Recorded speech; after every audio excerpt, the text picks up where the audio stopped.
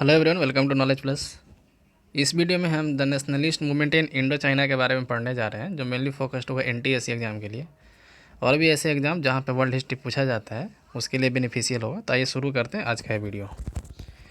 सबसे first question यहाँ पे पूछा गया है कि when did Vietnam gain formal independence. Vietnam जो है फॉर्मल इंडिपेंडेंस कब प्राप्त हुआ, या वियतनाम को आज़ादी कब प्राप्त हुई। तो ये हुई थी 1945 में। तो इसका सही आंसर हो जाएगा 4। तो वियतनाम को आज़ादी कब हुई थी? 1945 में। फर्स्ट का हो जाएगा 4, है ना। तो इंडिया का पहले आज़ाद हुआ था, याद रखिएगा। Vietnam gain formal independence in 1945 before India. लेकिन इसको रिपब्लिक ऑफ वियतनाम बनने में, है ना, रिपब्लिक किसको बोलते हैं? जहाँ पे जो हेड ऑफ स्टेट है वो इलेक्टेड होता है, ठीक है। जैसे इंडिया की रिपब्लिक है क्योंकि यहाँ राष्ट्रपति का चुनाव होता है। अब इलेक्शन किसी भी तरीके से हो, डायरेक्टली या इनडायरेक्टली इलेक्शन होना चाहिए, ठीक है। तो रिपब्लिक ऑफ वियतनाम बनने में लगभग 30 साल और लग गए, लगभग 3 डिकेड लग गए, लगभग 30 साल लग गए, ठीक है। तो इसका सही आंसर हो जाएगा 4। Vietnam gain formal independence in 1945 before India, but it took another 3 decades of fighting before the Republic of Vietnam was formed, ठीक है। 30 साल और लग गए। क्वेश्चन नंबर सेकंड है कि Indo China comprises which of the following modern countries. इसमें से कौन सा मॉडर्न कंट्रीज को हम लोग इंडो चाइना बोलते हैं? इंडिया चाइना, या फिर Vietnam Laos China, Vietnam China, या फिर लाओस और कंबोडिया। तो इसका सही आंसर हो जाएगा 4th, वियतनाम लाओस और कंबोडिया, ठीक है। तो इंडो चाइना हम लोग बोलते हैं वियतनाम लाओस और कंबोडिया को। नेक्स्ट क्वेश्चन पूछ रहा है कि which was the consequence of Franco Chinese war. Franco Chinese war का कंसिक्वेंस यानी कि रिजल्ट क्या था, उसके फलस्वरूप फ्रैंको चाइनीज वार के फलस्वरूप क्या हुआ था। फर्स्ट है China assumed control of Tonkin and Annam, और in 1887 Franco China was formed, Indo China was formed, sorry. तो फ्रैंको चाइना वार के कंसिक्वेंस के रूप में क्या हुआ था? तो सिर्फ सेकंड नंबर यहाँ दिया है कि इन 1887 French Indo China was formed, ठीक है। तो इसका सही आंसर हो जाएगा 2, थर्ड का हो जाएगा 2। और यहाँ पे चाइना नहीं बल्कि फ्रांस हो जाएगा, तब यह स्टेटमेंट सही होता है ना। France assumed control of Tonkin and Annam, ठीक है। क्वेश्चन नंबर 4 है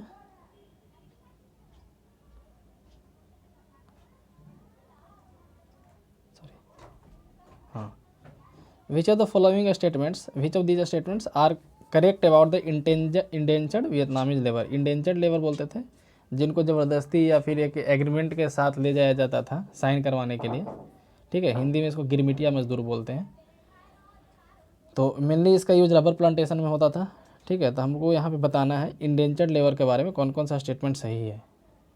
तो पहला है कि it was widely use in rubber plantation, तो सही है, बिल्कुल सही है। बेसिस ऑफ कॉन्ट्रैक्ट, कॉन्ट्रैक्ट पे सही है।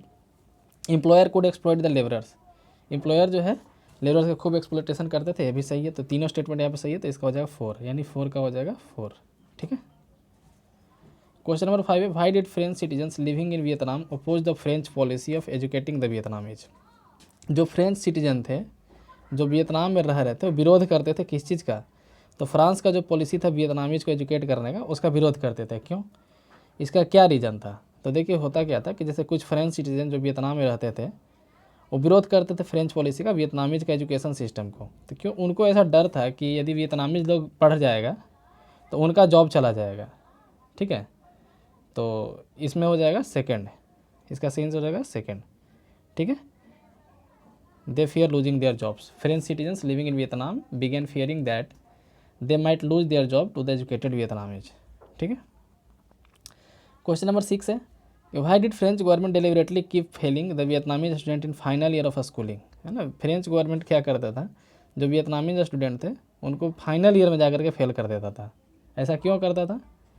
तो ऐसा इसलिए ताकि उनको ज़्यादा पेमेंट वाला जॉब नहीं देना पड़े, तो so that they couldn't qualify for better paid jobs, ठीक है। तो 6 का हो जाएगा 2, 6 का होगा सेकंड ऑप्शन यानी 2। क्वेश्चन नंबर 7 है कि when did bubonic plague strike modern part of Hanoi. Vietnam का कैपिटल है हनोई। हनोई में बुबोनिक प्लेग कब फैला था? तो ये फैला था 1903 में। तो इसका सही आंसर हो जाएगा फर्स्ट, ठीक है। In 1903 the modern part of Hanoi was strike by bubonic plague. Question number 8 है Vietnam's religious beliefs were a mixture of practice of religions. Vietnam का जो रिलीजियस बिलीफ था कौन कौन रिलीजन का मिला हुआ था? बुद्धिज्म और local practices, French and local practices, Buddhism, Confucianism और लोकल प्रैक्टिसेस और कॉन्फ्यूशनिज्म और लोकल प्रैक्टिसेस। तो इसका हो जाएगा थर्ड, ठीक है, थर्ड इसका सही आंसर होगा। यहाँ के बड़े मतलब कि ज़्यादा पॉपुलेशन बुद्धिज्म है और बाकी फिर दूसरे कंट्री से जो आए हुए हैं। एक है हुआ मूवमेंट या हुआ हाउ मूवमेंट, इसको किसी बहुत तरीके से पढ़ा जाता है। तो ये कब हुआ था? तो ये सिंपल, जब याद रखिएगा जब सेकेंड वर्ल्ड वॉर चालू हुआ था उस समय हुआ था, तो इसलिए इसका सही आंसर होगा 1939। इसका सही आंसर होगा थर्ड। नेक्स्ट क्वेश्चन है क्वेश्चन नंबर 10 यहाँ पे है, why did Vietnamese appeal to the Japanese. Vietnamese लोग थे जो जापानीज को अपील क्यों किए थे? इसका दो रीज़न था। They appeal to the Japanese as fellow Asians और जापान वाज मिलिट्री स्ट्रॉन्ग, ये दोनों इसका रीज़न था। तो थर्ड हो जाएगा बोथ ऑफ दिस, ठीक है। तो for being fellow Asians and due to strong military Vietnamese has no option but to appeal, ठीक है, इसलिए वियतनामी जापान को अपील किए थे। क्वेश्चन नंबर 11 है, with growing influence from Japanese and Chinese development the objective anti French movement was shifted from setting up a constitutional monarchy to, ठीक है। यहाँ पे पूछा जा रहा है कि जापानीज और चाइनीज़ के इन्फ्लुएंस बढ़ने, डेवलपमेंट के बढ़ने के कारण, है ना, जापानीज और चाइनीज़ डेवलपमेंट के इन्फ्लुएंस बढ़ने के कारण पहले जो ऑब्जेक्टिव था एंटी फ्रेंच मूवमेंट था, अब मूवमेंट कैसा हो गया? तो कॉन्स्टिट्यूशनल मोनार्की जो था उसको कैसा शिफ्ट करने के लिए हो गया? तो उसको डेमोक्रेटिक रिपब्लिक पर शिफ्ट करना था, मतलब कि कॉन्स्टिट्यूशनल मोनार्की से डेमोक्रेटिक रिपब्लिक में शिफ्ट होने के लिए चाहने लगे, ठीक है। क्यों? क्योंकि जापानीज और चाइनीज़ डेवलपमेंट का इन्फ्लुएंस काफ़ी ज़्यादा हो गया था। पहले क्या था? तो पहले एंटी फ्रेंच मूवमेंट था। क्वेश्चन नंबर 12 है कि who established Vietnamese communist party. Vietnamese communist party की स्थापना किसने की थी? तो हो ची मिन्ह के द्वारा किया गया था। तो इसका सही आंसर है सेकंड, ठीक है। तो फरवरी 1930 में ऐसा किया गया था। हो ची मिन्ह जो है वियतनामीज कम्युनिस्ट पार्टी की स्थापना किए थे। तो क्वेश्चन नंबर 11 का हो जाएगा 2, सॉरी 12 का हो जाएगा 2, 11 का तो फर्स्ट हुआ था। क्वेश्चन नंबर 13 है, the Bao Dai regime was overthrown by coup led by, ठीक है। तो बाओ दाई निजाम जो था किसके द्वारा मतलब को फेंका गया, या बोल सकते हैं कि ओवरथ्रो किया गया, उसको गद्दी से हटाया गया? तो ये था नो दिन देम, है ना, इस तरह का नाम था, आप यहाँ पे देख सकते हैं, नो दिन देम, ठीक है। 13 का हो जाएगा सेकंड।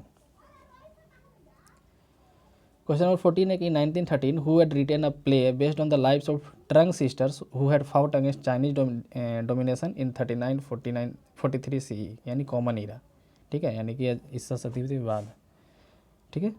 और उसको बोलते हैं बिफोर क्राइस्ट, BC या BCE कहीं लिखा रहता, मतलब before common era. Common era मतलब AD जो हम लोग अभी हैं, ठीक है।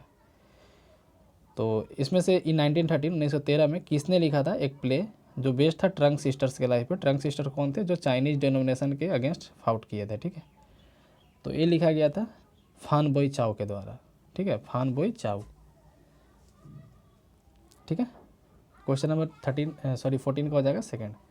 क्वेश्चन नंबर 15 है कि role of women in Vietnamese movement is considered important. Role of women यानी वीमेन का रोल वियतनामीज मूवमेंट में इंपॉर्टेंट कंसीडर किया जाता है, क्यों? इसका क्या रीज़न क्या है? तो women came as out as warriors, women supported their husband and son emotionally, women remain good housewives, most of nationalist leaders were women। तो इसका सही आंसर हो जाएगा फर्स्ट। वुमेन जो है वॉरियर क्लास के मतलब कि के रूप में आए, ब्रेव फाइटर के रूप में रिप्रेजेंट किए खुद के, है ना। नेक्स्ट है क्वेश्चन नंबर 16 कि by the 1970s image of women in Vietnam started to develop. 1970 के आसपास वीमेन का इमेज जो है वियतनाम में किस तरीके से डेवलप किया गया?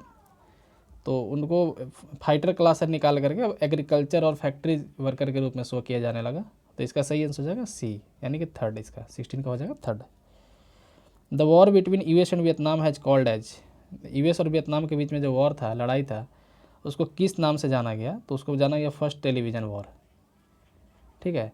और ऐसा इसलिए क्यों कहा गया? क्योंकि जो लड़ाई का जो सीन होता था, बैटल सीन, उसको टेलीविज़न पर दिखाया जाने लगा, है ना, तो इसलिए उसको फर्स्ट टेलीविज़न वार बोला जाता है। तो कभी एग्जाम में उल्टा भी पूछा जाए कि फर्स्ट टेलीविज़न वार किसके बीच में हुआ था? तो US और वियतनाम के बीच में हुआ था, ठीक है। Battle scenes were shown on the daily news programme, तो इसलिए उसको फर्स्ट टेलीविज़न वार बोला जाता है। क्वेश्चन नंबर 18 है कि 1940 वियतनाम आज ऑक्यूपाइड बाई। 1940 में वियतनाम किसके द्वारा ऑक्यूपाई किया गया? तो इसका सही आंसर हो जाएगा जापान के द्वारा, ठीक है। तो 1940 में जापान के द्वारा वियतनाम को ऑक्यूपाई किया जाने लगा, यानी इसका हो जाएगा थर्ड। ठीक है। The Japanese occupation of Vietnam began in September 1940 and continued for the duration of world war 2, यानी जब तक वर्ल्ड वार 2 चला तब तक जो है ऑक्यूपाई किए रहे। ठीक है। तो ये था हमारा इंडो चाइना का फर्स्ट वीडियो। एक सेकेंड वीडियो भी आएगा। ठीक है। तो चैनल को सब्सक्राइब करो, वीडियो को लाइक करें। धन्यवाद।